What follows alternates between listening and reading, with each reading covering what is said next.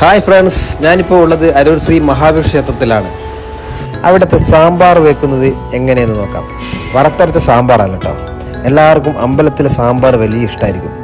കാരണം ഒരു പ്രത്യേക ടേസ്റ്റാണ് അതിന്. എന്തെല്ലാം ഇടുന്നത് എന്ന് ശരിക്കും ശ്രദ്ധിച്ചോളൂ.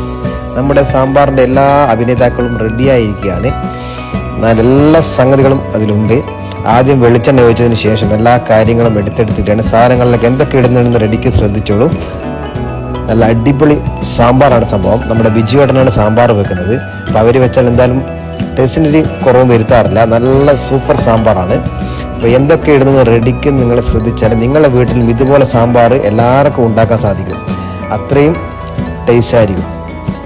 എല്ലാവരും പറയാറുണ്ട് അമ്പലത്തിലെ സാമ്പാറിന് പ്രത്യേക ടേസ്റ്റാണ്. ശരിയാണ്, അമ്പലങ്ങളിലെ സാമ്പാറിന് പ്രത്യേക ടേസ്റ്റ് ഉണ്ട്. അത് തിന്നാൽ നമുക്ക് ഇത്ര മതിയാവില്ല. അപ്പോൾ ഇനി വീട്ടിലും ഇതുപോലത്തെ സാമ്പാർ നിങ്ങൾ ഉണ്ടാക്കി തുടങ്ങിക്കോളൂ. റെഡിക്ക് ഇതിലെന്തൊക്കെ ഇടുന്നതെന്ന് ശ്രദ്ധിച്ചോളൂ. ബിജുവേട്ടൻ എന്തൊക്കെ കൈപ്പുണ്യുണ്ട്, അതൊക്കെ എന്തൊക്കെ ഇടുന്നുണ്ടെങ്കിൽ റെഡിക്ക് കാണിക്കുന്നുണ്ട്. അതൊക്കെ നിങ്ങൾ കണ്ടുപിടിച്ചോളൂ, ഇട്ടോളൂ, അടുത്ത് തുടങ്ങിക്കോളൂ.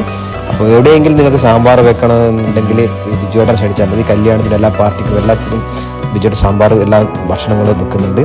അപ്പോൾ നിങ്ങൾ കോൺടാക്ട് ചെയ്തോളൂ. അപ്പോൾ വീഡിയോ ഇഷ്ടമായാലും നിങ്ങൾ ഒരിക്കലും ഷെയർ ചെയ്യാൻ മറക്കണ്ട. എല്ലാവർക്കും ഇതൊരു ഉപകാരപ്പെടുമെന്ന് തോന്നുന്നു.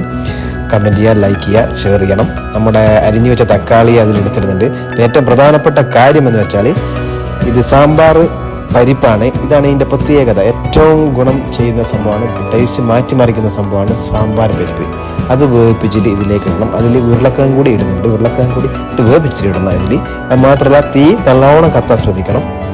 തീയാണ് ഏറ്റവും കൂടുതൽ പ്രാധാന്യം. നല്ല വേവുണ്ടാവണം. അപ്പോൾ സാമ്പാർ റെഡി ആയിട്ടുണ്ട്.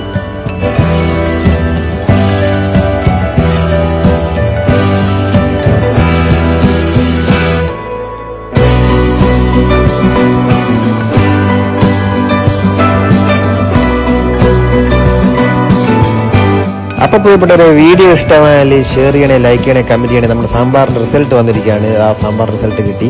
അപ്പോൾ എല്ലാവരും വീഡിയോ ഒന്ന് ഷെയർ ചെയ്യുക. എല്ലാവർക്കും ഉപകാരപ്പെട്ടെ. സാമ്പാർ വെക്കാൻ അറിയില്ലാത്തവർക്ക് എല്ലാവരും ഇത് ഉപകാരപ്പെട്ടെ. നിങ്ങൾ വീഡിയോ ഷെയർ ചെയ്യുക. Okay, bye bye, see you. അടുത്ത വീഡിയോയും കാണാം. Okay, thank U.